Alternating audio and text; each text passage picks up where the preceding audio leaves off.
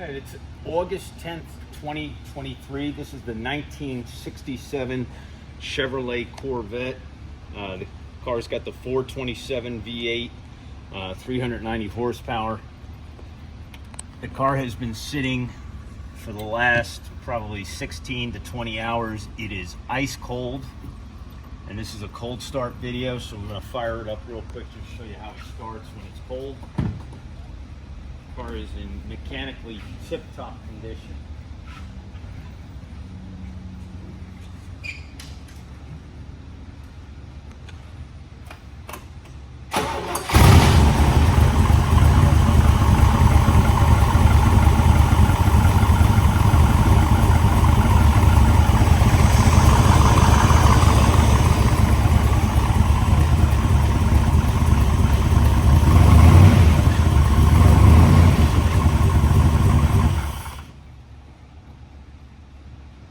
That's my cold start video for today. It's August 10th, 2022. In my next video, we're going to take the car out on the road, show you how it performs.